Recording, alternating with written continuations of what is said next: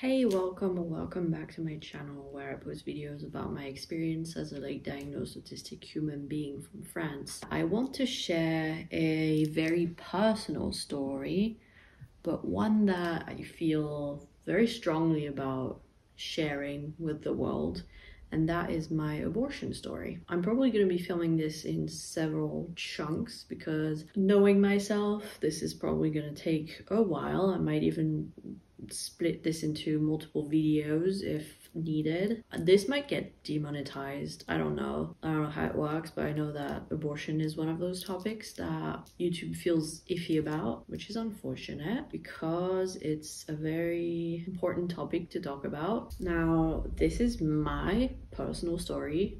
Everything I share on my channel, be it about autism or anything else, is about my own personal experience. This is not about starting any kind of debate. Essentially, I won't tolerate any hate in the comments, any pro-life rhetoric in the comments. I only welcome curiosity, empathy, open-mindedness in the comments. People who are going to be respectful. Even if you don't share my views, that's fine.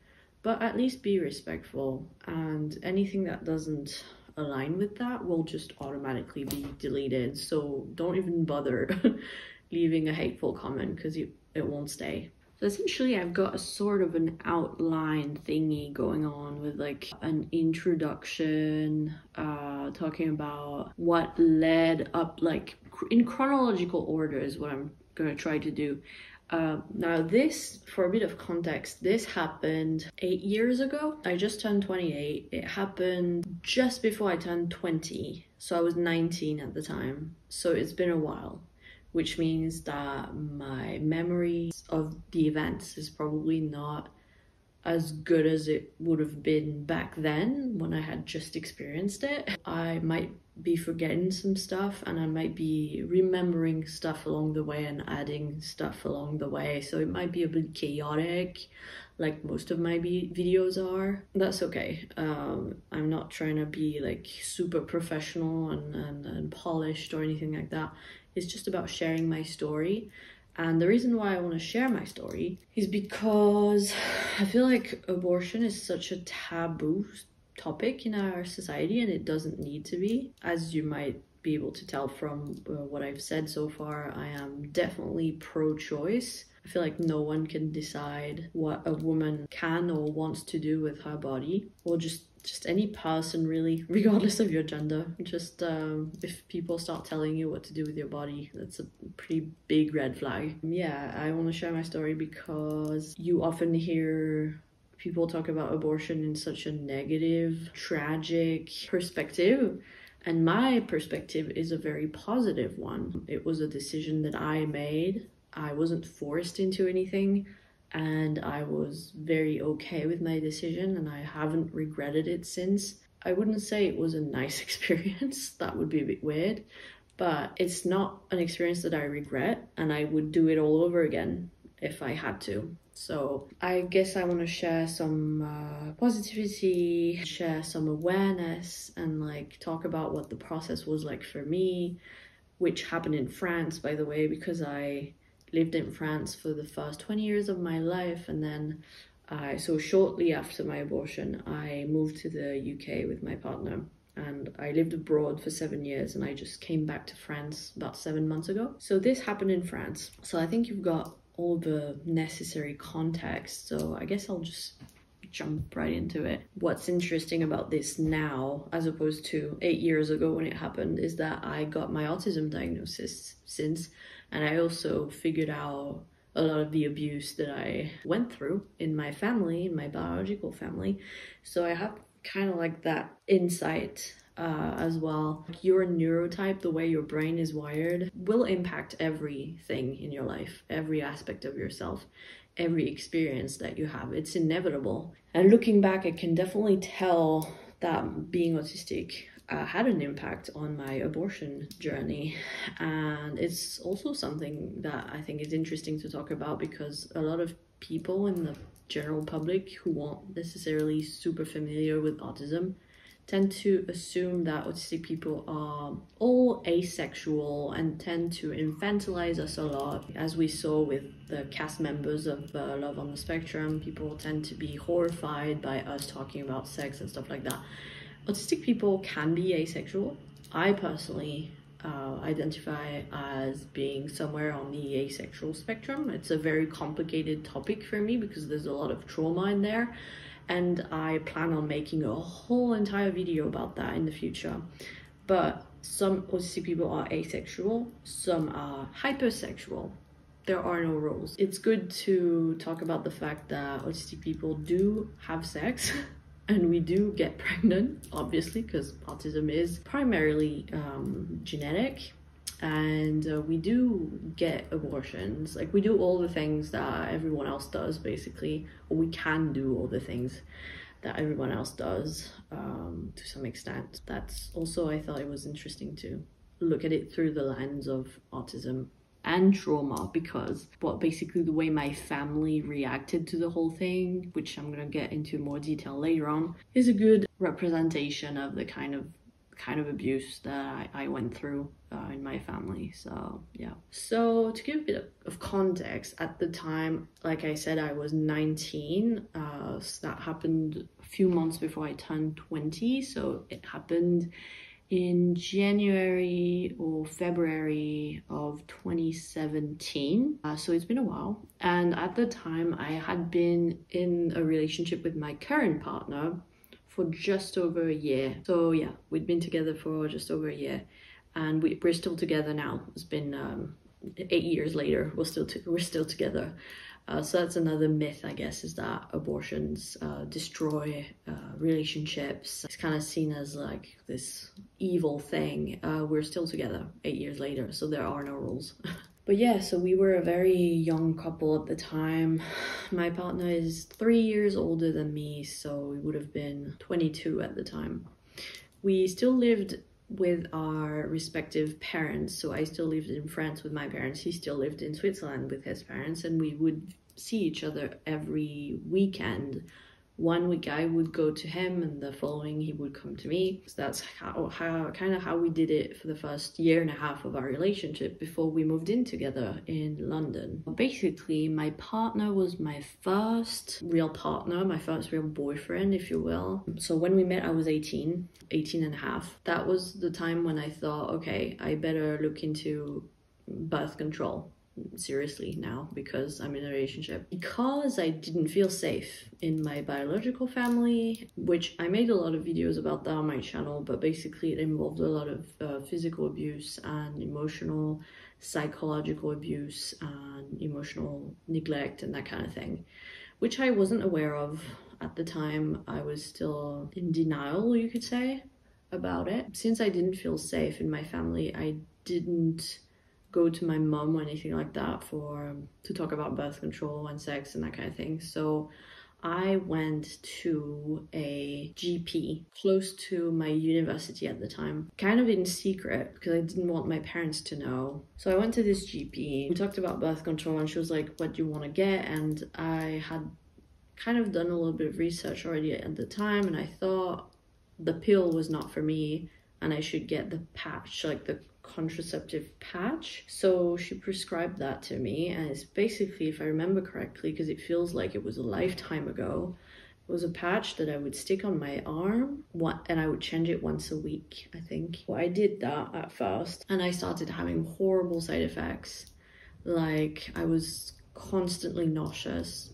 I remember having a really hard time eating because I was just so nauseous all the time. Just a lot of really problematic side effects that I couldn't live with, basically. And that's where it's going to be kind of a theme throughout this video, because autism affects how you react to medicine. And that's something that I found out after I found out I was autistic. It's an experience that a lot of autistic people have, where we either don't react to medicine at all, or we have like the opposite effect. It has the opposite effect that it's supposed to have on us, or it has like super strong effects. Like, basically it doesn't always work the way it's supposed to on us. And that's basically because of our difference in neurology. And so I think I reacted so strongly to hormonal birth control, partly because of my autism. I don't have proof of that, it's just a theory that I have, but it's important context for what comes later. So basically, yeah, tried the patch, didn't work. So then I tried taking the pill. I had like the lowest dosage imaginable, like the mini pill, I think it was called, because I reacted so strongly to the patch. It was a disaster. I struggled to take it every day at the same time, and for the pill it's very important. So I was not confident that I was safe all of the time. Again, I had side effects. I think I didn't take it for very long because I have very few memories of being on the pill. But basically, by that point, I was kind of like fed up with hormonal birth control. And so I started going down a sort of rabbit hole of like natural birth control. There are a lot of different ways to do birth control, but a lot of them are not very safe because they're natural. Because I was so adamant on not wanting something hormonal, I started researching those natural birth control methods. One of them was to basically track your cycle, your menstrual cycle, and take your temperature every morning upon waking up and that kind of thing. I think I even had a special device to take my temperature that was connected to an app on my phone or something. It would track my cycle, and the goal was essentially to predict the time of ovulation, which is the time around in the month that you can get pregnant. Don't know that I trusted that fully. So what I did after that was I got a cup. I don't remember what those are called, but it's basically something that you place. You know, if you know about the menstrual cup, the period cup or whatever it's called, it's supposed to go around your cervix and collect menstrual blood, you know. This thing is kind of the same concept, except the whole thing is supposed to go over your cervix, but instead of it being to collect blood, it's supposed to create a physical barrier so that sperm can't access your cervix and go fertilize some eggs, you know. To be extra safe, because I didn't know that I could trust that fully, I also used spermicide, which I basically put inside the cup. Spermicide is like a cream type product, or gel, that is supposed to, again, neutralize the sperm before it can do anything. And so I had that kind of double protection. I think the reason why we weren't using condoms was because we didn't like how it felt, which seems incredibly kind of immature and irresponsible now, looking back 8 years later. That's the method of birth control we use now. Obviously, we're in a very different state of mind than we were back then, but condoms definitely would have been safer. But I thought I was doing the best that I could at the time. And also, one of the motivations for using that method of birth control was that I didn't want to go to a gynecologist. The consequence of not wanting to go was that I ended up having to go a lot as a consequence. So not a very good calculation on my part, but being autistic definitely played a role in that. I have debilitating social anxiety, and like I said, I have trauma around sex and that kind of thing, and so that would have been the more responsible thing to do, because the cup that I was using was supposed to be, basically, I bought what was advertised as a one-size-fits-all of you know, online. But usually what you're supposed to do is go get it fitted by, like, you're supposed to have your cervix measured or something by your gynecologist to make sure that you have the right size, which I didn't do, again, because I didn't want to go to the gynecologist. So that was what I used as birth control for not very long, honestly. We're in December 2016 right now. It's the holidays, it's Christmas, New Year's, all that good stuff, which we're spending at my parents' house, having some fun in bed. I'm using my cup and my spermicide, and I think everything's going super well. And I think we only used it twice, actually. I think we only used that method of birth control twice before I found out that it had failed. So we were very fertile, very, very fertile. And that's another myth that I want to burst. That's another myth that I want to kind of get rid of, is that once is enough. Even if it's your first time, it can be enough to get pregnant. So don't think you're safe just because you've never done it before, or it's because it's just one time. Like, this whole experience made me highly aware of how easy it is to get pregnant if both you and your partner are fertile, you know. So we do it a couple times over the holidays. Everything seems to be going well. We're happy with my new method of birth control. Actually, during the holidays, my mom came to me one day and was like, your dad found your cup or whatever. And that's part of my trauma around sexuality and intimacy that I'll get into in another video. But anytime there was anything that had to do with intimacy in any way in my family, it was always shrouded in so much shame and stuff like that. My mom was like, your dad found your cup. It was stored in a box, kind of like the boxes that you put your dentures in, you know, like your retainers or whatever. My dad probably found it because I had left it in the bathroom, or I can't remember, it's been too long. My parents treated that like it was the most shameful thing ever. The holidays passed, I went on with my life, went back to university because at the time I was doing my first year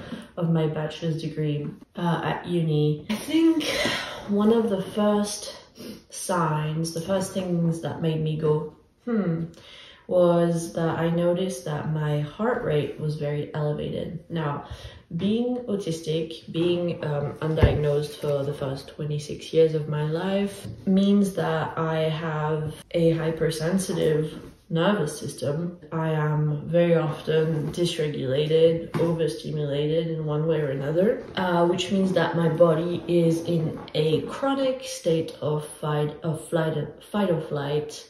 And what that does to the nervous system basically is, it's like your body is constantly preparing, like bracing for a danger, if you will. Your heart rate will be more elevated, you'll have more of a shallow breathing pattern, you'll have muscle tension, difficulties with your digestive system, that kind of thing. I've always had a pretty elevated heart rate. My resting heart rate is often in the 90s. It's something that's normal for me, which sucks because I know that it probably means that, you know, my heart's gonna get tired faster. And I know that, you know, autistic people are at a higher risk of cardiovascular disease and heart attacks and that kind of thing. And that's probably why. It's just the chronic stress, the chronic fight or flight of living in a world that's not made for us. I know that I've always had a rapid heart rate. It was never flagged as anything to worry about by my doctors or anything like that. But I guess I noticed it more at that point. It was more obvious to me. And as an autistic person, I also have like different interoception, which is your ability to hear your body's internal signals. So hunger cues, if you're thirsty, if you're cold, that kind of thing. Autistic people often have differences in their interoception. So for example, I have a hard time knowing when I'm hungry and thirsty, but I notice my heart rate very easily. And so that was one of the first things that I was like, my heart rate's pretty elevated, more than usual. And I remember having had a conversation about that with my dad in the car. And my dad has a lot of health anxiety, which he transmitted to me. Whenever there was something to do with health, he would freak out and be like, you need to see a doctor, you must be like catastrophizing. I remember noticing that and being like, okay, maybe that's just the stress of uni. And something else I noticed was that I was hungry, like I was hungry There was one weekend where I visited my partner in Switzerland, and I've always been a pasta lover. And anyone who knows me knows how much I love pasta. It's one of my main comfort dishes. So there was that one night when like it was midnight or something, and I was like, let's make pasta. And like we made a whole dish of pasta and I wolfed it down. So that was the second thing where I was like, I'm more hungry than usual. And then my period was late. Again, like I might be misremembering. Maybe the order is not quite right, but that's how I remember it. Was then I was like, okay, my period's late. Now, I've never had like super regular menstrual cycles. I got my first period when I was 14 and a half. So I was pretty late in the game. I don't have like crazy irregular cycles. Like I'm in the normal range. They're not like some people, it's always the same number of days every month. For me, it fluctuates, you know, it's often above 30 days. There have been times, especially when I was younger, now they're very regular. But when I was younger, it was not unusual for my cycles to last more than 35 days or whatever, especially if I was under a lot of stress. So at first I was like, it's gonna happen. I shouldn't worry about that. I even remember it was probably the same weekend where we made a shitload of pasta. I went to a pharmacy to buy period products because that's when I realized that my period was late, and I was probably about to get my period. So I went to the pharmacy to get some pads, but my period didn't come. And then I went back to France and I went back to uni, and I started stressing out about it a little bit. And I told my partner, when you visit next week, could you buy me some pregnancy tests? I kind of had a feeling. The reason why I asked him to do it was because I lived with my parents in a very remote rural place, like in the middle of nowhere, where I had to travel an hour and a half to go to uni, an hour and a half to come back. In Switzerland, they have, at train stations and stuff, they have vending machines and they have pregnancy tests in them. So I was like, that's perfect. When you take the train to visit me, you just buy a pregnancy test from one of these vending machines, whereas in France I would have had to go to a pharmacy, and I have crippling social anxiety, like I said, so it wasn't a good idea for me. So my partner was like, all right, but don't worry about it, blah, blah, blah. The weekend arrives, my partner arrives. I think I must have done the pregnancy test right away, like on Friday evening when he got home. Like we waited until like we had dinner and everything. We went to my room and I took the test. I think deep down I knew at that point, and the test was positive. And I remember like I literally crumbled. My partner gave me a hug and I started sobbing, and like I literally dropped to the floor, physically dropped to the floor. And I think I must have said something like, why is it happening to me? What did I do to deserve this? Or something like that. Because I was just like in shock, because I felt like I had done my best to prevent this from happening, and I was in a really bad position to be expecting a child. Basically, I was 19, I was a baby, I was still living with my parents, my abusive parents, which I wasn't fully aware of the abuse yet at the time, but I knew that I was not happy with my parents. My partner was only 22, he wasn't making a lot of money at his job, I wasn't working, I was a student, and we were a few months away from moving in together in London. Oh no, I was in my second year of my bachelor's degree, not my first year, my second year. And so I was going to do my third year through the Erasmus program at University College London. And so that's why I had that reaction of like, why is it happening to me? Because I immediately knew what the outcome would have to be, basically. And it was heartbreaking. It was absolutely heartbreaking. I was like, okay, I need to go to my mom. I don't want to, but the reality is neither of us had a driving license at the time. We didn't have a vehicle. Like I said, it was the middle of nowhere. So maybe if it had happened in Switzerland, we might have been able to use public transport to get to a doctor or something. But since we were at my parents', there was no way around it. We had to tell my parents. So I went to my mom, and like basically I had no privacy with my parents.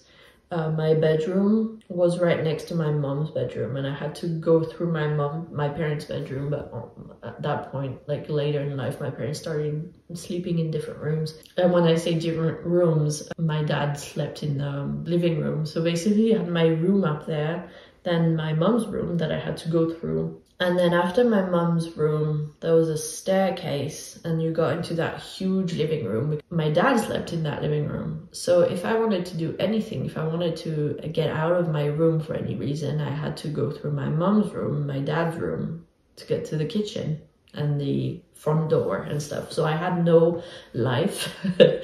And I had no privacy because there was no lock on my door. It was a very old door with space at the top and at the bottom, so my mom could see when my light was on. She could hear if I talked, if I listened to anything, she could hear and see everything basically. So I had absolutely no privacy. So I just stepped out of my room, and my mom was in her bed, so I'm not sure how she didn't hear me sobbing and whatever. I can't remember exactly like precisely what happened, but I went to her and I was like, right to the point, I was like, Mom, I'm pregnant.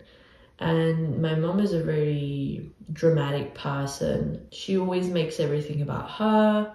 She always makes everything into a big drama. She loves chaos, she loves drama, she loves gossip, she loves bad things, basically. Of course, she made a huge deal out of it. She made it more about herself than me. And we sat in my room, had a conversation. I don't know, I think she was like telling me how I couldn't keep it, whatever, like just inappropriate stuff given the fact that I was an adult at that point. Yes, I was still living in my parents' house, but I was an adult and I was about to move out in a few months' time. Like, it was not her place to, tell me what to do, basically. Yeah, and then she was like, you need to go to the GP, like you need to go to our family GP. Basically, our family GP had been my GP since I was in my mom's womb, like throughout my whole life. She was like, he'll probably do like a pelvic exam or whatever. And like I said, I was terrified of any doctor doing anything to me down there. So, and let alone my family doctor who'd known me my whole life. So I was horrified at the thought. I was like, no, I'm not going to see him. I'm going to see any other doctor but him at the clinic or like the GP office or whatever. Yeah, and then she told me something, like I found out that night, something that I probably would have never found out had I not been pregnant and got an abortion. My mom told me that my dad forced her to get an abortion when she was 25. So my dad's 14 years older than her. So he would have been almost 40. She got pregnant and he forced her to get an abortion. Probably because he was still with his first wife at the time, the mother of my half-sister. And that was so shocking for me to hear. Like, I know that my dad's not a good person. Far from it. I've had plenty of examples to prove that he's not a good person, and neither is my mom, honestly. They're both pretty evil people that I've cut out of my life. But that was shocking because I was like, that could have been me, you know what I mean? Like, that was my sibling. Like, I'm an only child apart from my half-sister. That was my sibling, basically, that was aborted. The mere thought of my mom having been pressured into getting an abortion by my own dad, like, that's pretty bad. Like, there were lots of red flags early on in their relationship. That was probably the biggest one of all. It's hard to tell with my mom because she's very manipulative and she will definitely like put on a performance to manipulate people. And several people in my life have told me she could have been an actress because she would have loved the spotlight and she would have been really good at it. Because she could basically cry on cue. She could cry 1 minute, and then if a minute later it wasn't in her best interest anymore, she would just switch her emotions so quickly that you could tell that it was fake. I don't know how to explain it, but I always had so much anger towards my mom, even when I didn't know why. And I think it's because I could tell, especially as an autistic person, I feel like I'm very good at detecting when someone is being sincere and when someone is being fake. And I would see everyone else get fooled by it. People would get fooled by it or pretend, I don't know, either way, but I wouldn't get fooled and I wouldn't pretend. And so I would ignore her or get angry at her anytime she had those like emotional displays or whatever. I'll make a whole video about whether I think or my parents were autistic like me or not.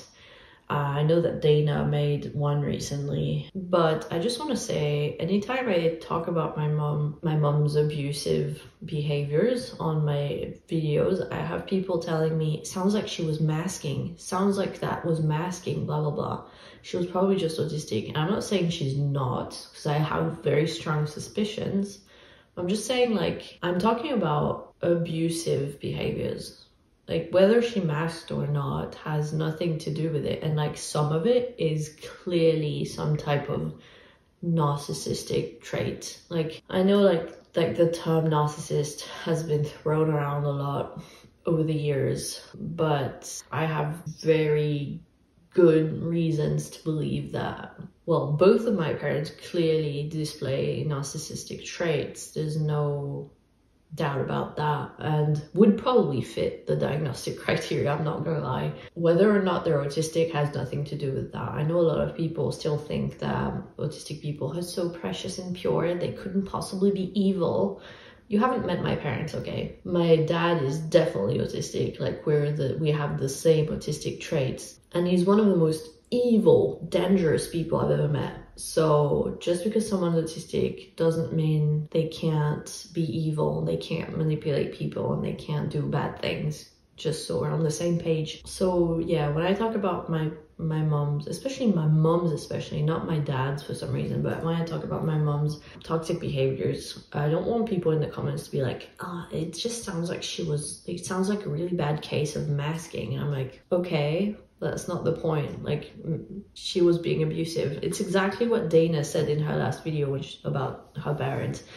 Exactly the same thing. Whether or not they were autistic doesn't change the fact that they were horrible parents that I eventually had to cut out of my life. So yeah, my mom was very super emotional, and so it's hard to tell whether or not she's being sincere a lot of the time. She seemed to still have a lot of emotions around her abortion, which would make sense because if what she says is true, she didn't do it of her own accord. Like, she was forced into it, pressured into it, which is not something anyone should have to experience. But also, she's always told me that until she had me, she'd never wanted children. So is it true that my dad pressured her into it? Or I don't know.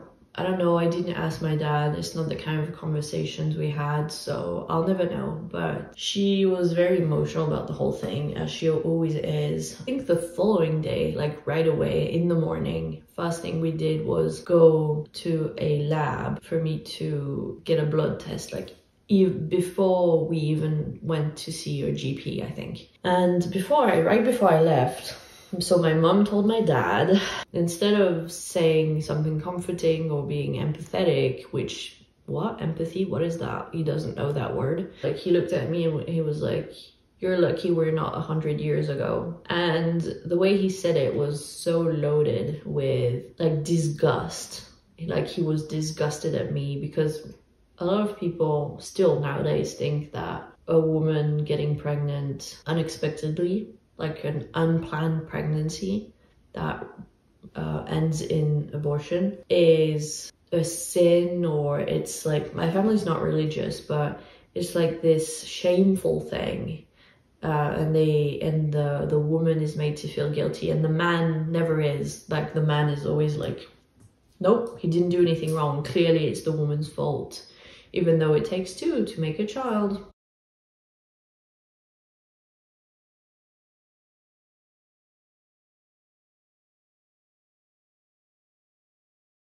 You know, and a lot of the time, women who get abortions, not always, because I hear a lot of the abortion discourse being always around rape and sexual abuse and that kind of thing, but a lot of the time, not every time, but a lot of the time, women who get abortions were assaulted, were abused, were raped. It's not their fault. Like, I don't understand why I even have to say that. It's so obvious. But I'm saying this because it's going to be relevant, because the way I was treated by the different doctors throughout the process really made me feel like it was my fault, even though they had no idea what had happened. I could have, well, been raped.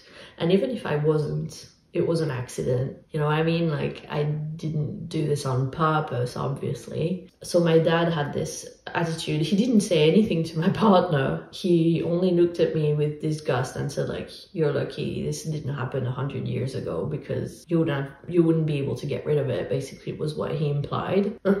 So that made me feel great. I think I said to him, I was like, thanks, that's exactly what I needed to hear this morning. So yeah, that was great.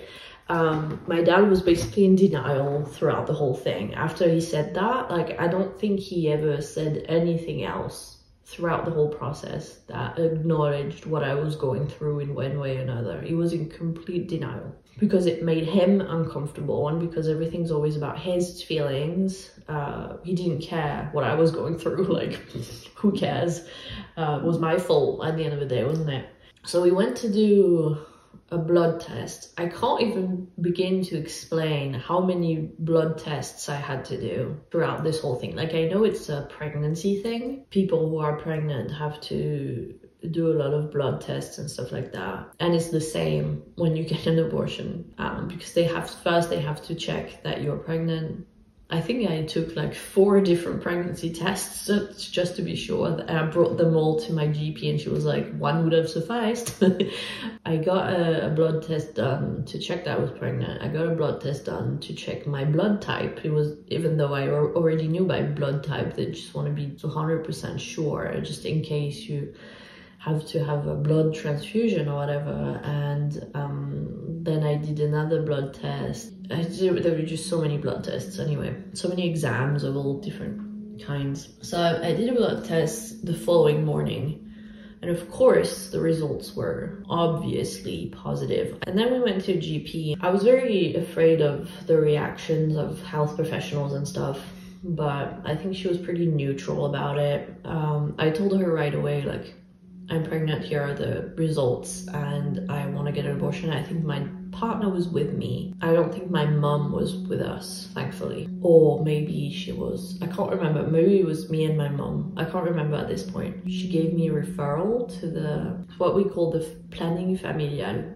in French. Let me check what it's called in English. Family planning. It's the same expression in English. Oh no, she referred me for an ultrasound. I can't remember. Like I said, it's been 8 years. I don't remember the details. But basically they have to do an ultrasound to double check how far along you are in the pregnancy, because then you have 2 options for an abortion. You have the medical option or the surgical option. So in France, I know it's different in other countries, but in France you can get a medical abortion. So it's what they mean when they say medical abortion is you take a couple pills.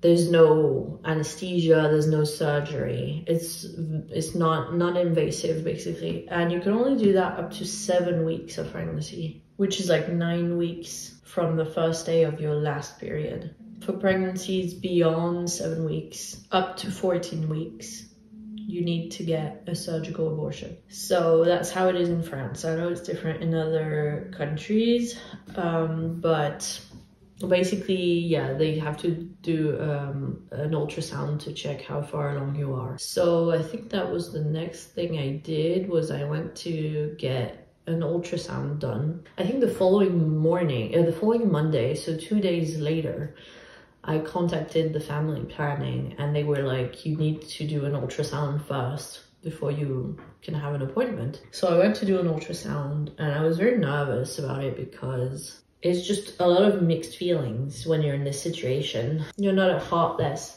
human being. That's just another myth I want to bust, is just because you decide to get an abortion doesn't make you a bad person. It doesn't make you evil, it doesn't make you heartless, it doesn't make you cruel. And anyone who tries to make you feel guilty for it is a shit person, basically. And there's this idea that if you're not like devoured by grief and regret and remorse for the rest of your life, then you're a heartless person. It doesn't have to be that way. Like, you can decide to get an abortion, feel okay with it and not regret it, and have a heart and have compassion, and you're allowed to experience contradictory emotions and stuff like that, you know? I was dreading the ultrasound mostly because I know that when you get an ultrasound, a lot of the time you can hear the fetus's or the baby's heart rate, and I didn't want that. Some people might say it's hypocritical, whatever.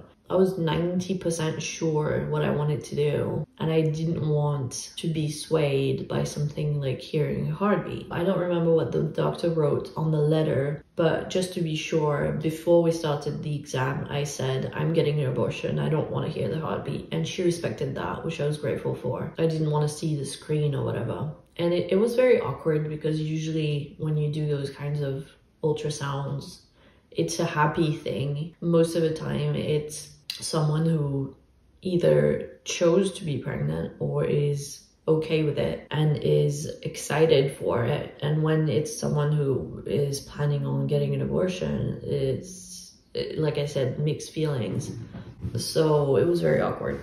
And she did like a vaginal ultrasound where like when you're too early on or depending on what you need to check, like the first at the beginning of the pregnancy, they don't do the ultrasound on the belly. They use a wand that they insert into the vagina, basically. That's how they can get imaging from the inside out, if you want. So that was very uncomfortable on many levels. And she only said, like, again, I didn't see or hear anything, but she said, yes, there's a heartbeat, is all she said.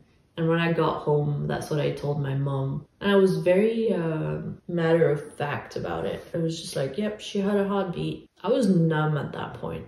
For a large portion of that experience, which lasted a few weeks, I was completely numb about the whole thing. And I think that was my brain protecting me. And I only really started being aware of what happened afterwards, after it was over. So I definitely know it was my brain protecting me. And so I was too numb to experience emotions at this point. And so I said it very matter of fact. And my mom, like, again, like very dramatic, broke down in tears, like, it's horrible, oh my God, it's horrible. So I guess I didn't really talk about the reasons why I decided to get an abortion. I mean, kind of, but not really. There were multiple reasons, and the decision was both very obvious and not at all for me.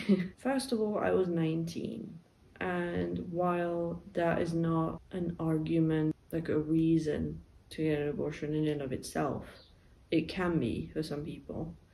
And for me, motherhood was not something that it's something that I knew I wanted pretty much as soon as I met my partner. It's something that I knew I wanted a child, even though before I met my partner, I always said I didn't want any children. Some people say that happens when you meet the right person. I think that's what happened. So I knew I wanted children, but I didn't want them that soon. And I felt way too young, and I didn't feel ready to take on that responsibility of bringing a child into this world. And honestly, that's as good a reason as any. I also want to preface this by saying that you don't need a reason to get an abortion, and you don't owe anyone an explanation for why you're getting an abortion. I didn't really make that clear early on in the video, but any reason is valid.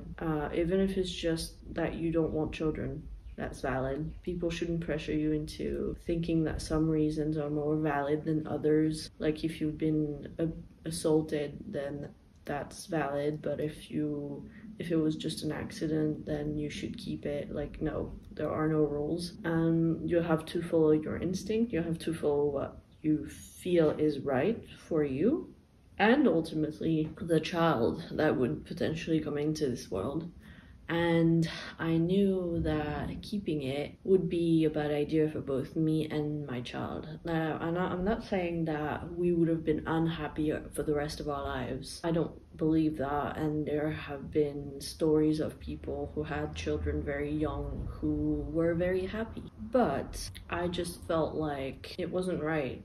You know, it wasn't the right time, the right conditions. Like I said, I was still doing my bachelor's degree. I was just about to go to London with my partner. We probably would have had to put all that on pause or just cancel it had I been pregnant. Like, I would have given birth in September, which would have been the time that I would have started school in London. So obviously I wouldn't have gone to London.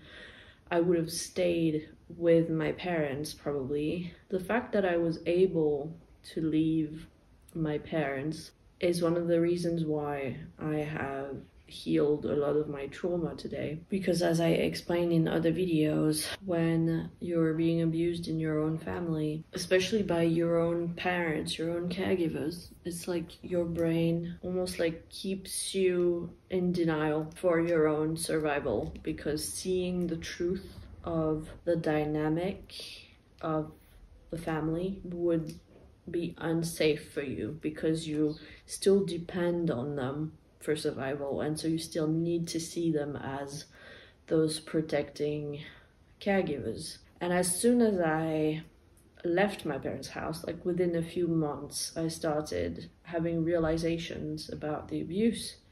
And that was what kickstarted this long journey that I've been on for 8 years of putting boundaries in place, which ended up being having to go no contact because there was no other way, and doing a lot of healing. And so I believe that had I not left my parents' house and gone to London, I probably wouldn't be where I am right now in my healing journey, which is not something that I would want for myself, and it's not something I would want for my kid either.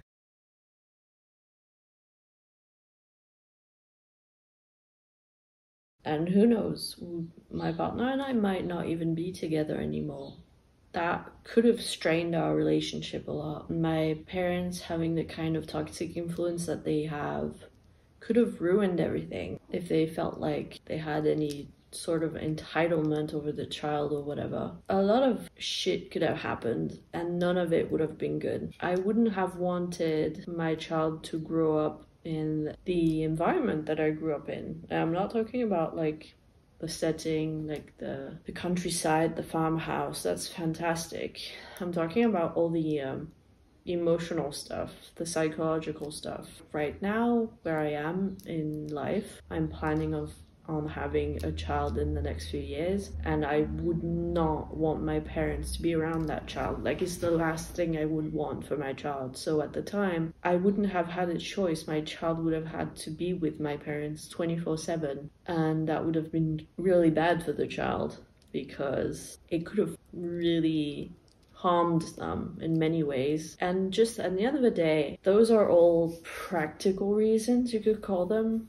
At the end of the day, what stuck out to me and the reason why I did it in the end was that I just didn't feel ready. I didn't feel ready. It was a very visceral, instinctive thing of like, this is not the right time. Did that mean that the decision was easy? No. Did it mean that I didn't feel sad, that I didn't feel bad? No. I felt all those things.